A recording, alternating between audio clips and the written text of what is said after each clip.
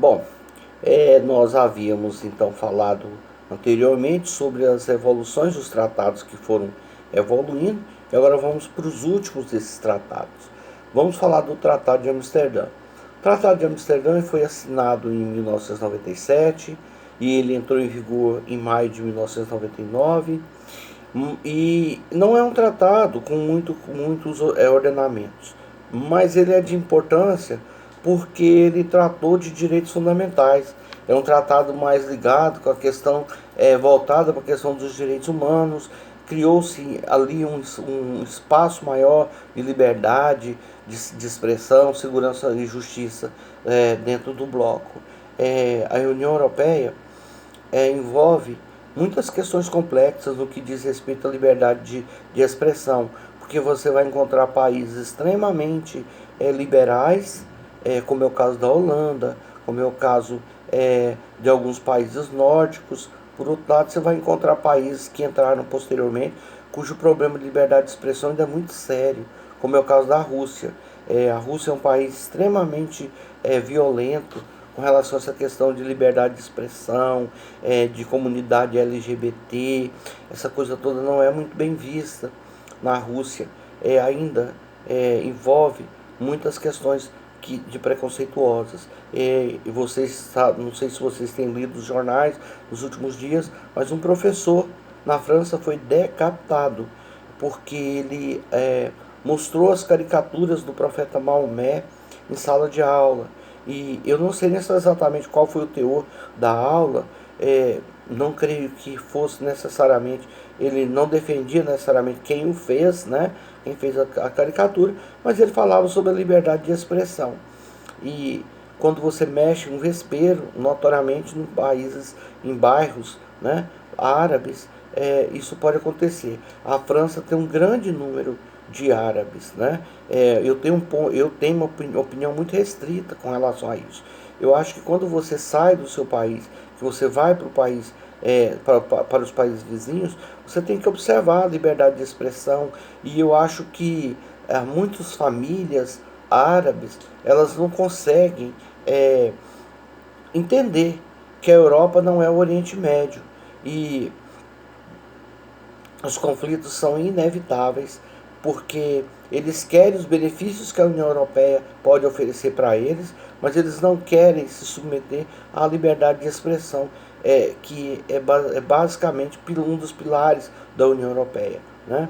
Então é muito complicado, e alguns países dentro da União Europeia, em pouco tempo, terá um número muito grande de árabes, porque as famílias, os árabes procriam, né? Eles gostam de famílias numerosas. As famílias árabes normalmente têm 3, 4 filhos, né?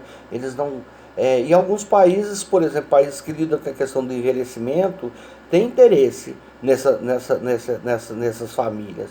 A Bélgica, por exemplo, oferece uma generosa Bolsa Família para as famílias que têm filhos, né? Que topa ter mais de um filho, né? E os árabes juntaram a fome com a vontade de comer, né? Eles gostam de famílias numerosas, e como o Estado ajuda, aí que eles têm filhos mesmo. Eu estive na Bélgica, em Bruges, em Bruges, Bruxelas e em outra cidade, não me lembro o nome. Todas elas tinham muitos árabes, e todas as famílias árabes tinham muitas crianças, né? 2, 3 crianças, né? E um amigo meu que mora lá na Bélgica, ele e a esposa, que também é brasileira, né? Ele dizia para mim: olha essa quantidade de árabes aí, ó. Tudo isso terá um reflexo muito grande no futuro, né? O Tratado de Nice, ele foi assinado em 2001 e ele entrou em vigor em 2003, e ele queria, como eu disse para vocês, a partir da década de 90, muitos países do antigo leste europeu, agora, depois que a derrocada foi em 1990. Então, 12, 13 anos depois, muitos países desses estavam entrando na União Europeia. E o Tratado de Nice foi justamente para regular como é que seria a entrada desses países, né? quais eram os critérios para a entrada desses países, lembrando, por exemplo, que a Rússia é um grande país em extensão territorial, um grande país em poderio econômico, né? Mas mesmo assim a Rússia demorou para caramba entrar na União Europeia, né? Notoriamente porque uma parte da Rússia é na Europa, mas outra parte da Rússia é na Ásia, né? Então, demorou muito para essa questão se resolver, né?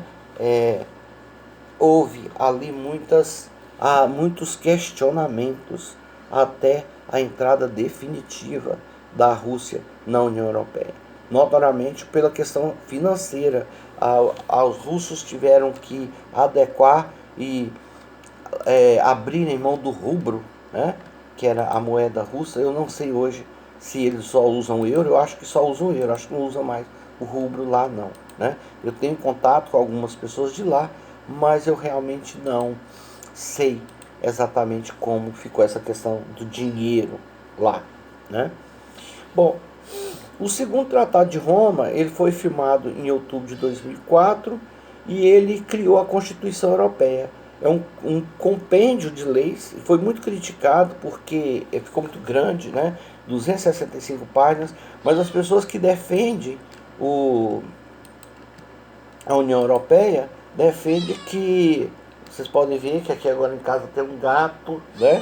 A professora Chandrelli me deu uma gata de presente, né? Então esse miado que vocês estão vendo aí é da gata que a professora Chandrelli me deu, que ainda não tem nome, né? Então essa União Europeia, a União Europeia criou essa Constituição através do Tratado de Roma de 2004. Por último, vamos falar sobre o Tratado de Lisboa. Os anos se passaram e basta você observar 1957, 1992, 2007. Em 2007, né, houve um tratado em Roma. Esse é o último dos tratados e ele é chamado de Tratado Reformador.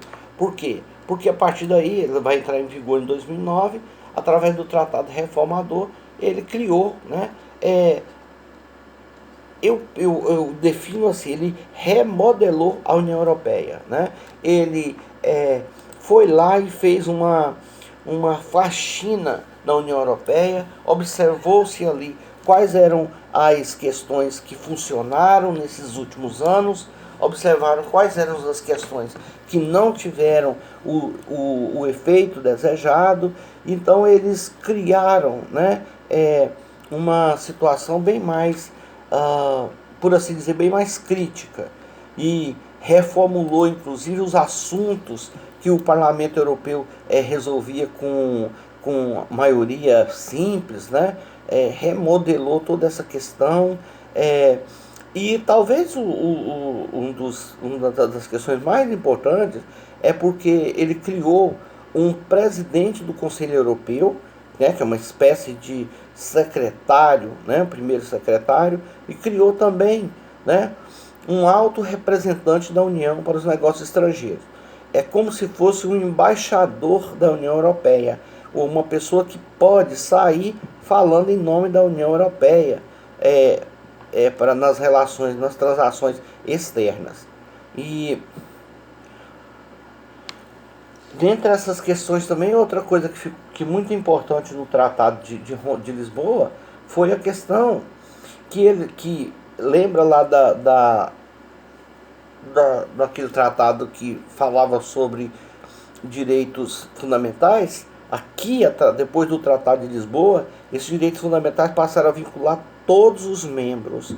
Então, todos os estados que fazem parte da União Europeia agora têm uma obrigação a dar para os seus demais parceiros quando há qualquer tipo de denúncia com relação à violação de direitos humanos. Eu não sei se vocês se lembram, mas algum tempo atrás houve um grande problema com refugiados sírios entrando na Europa, e alguns países europeus não queriam receber e foram mais além, né? Barraram esses imigrantes. O gato mordendo meu pé, viu? E desculpa. E aí o que acontece? nessa questão toda, o Estado, a União Europeia,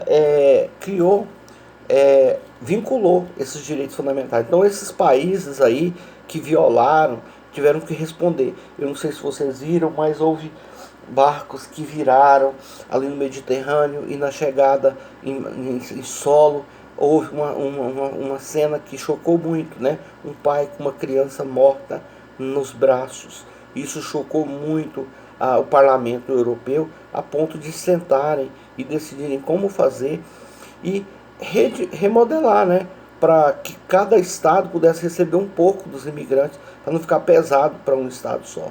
E também por uma questão de direitos humanos, né?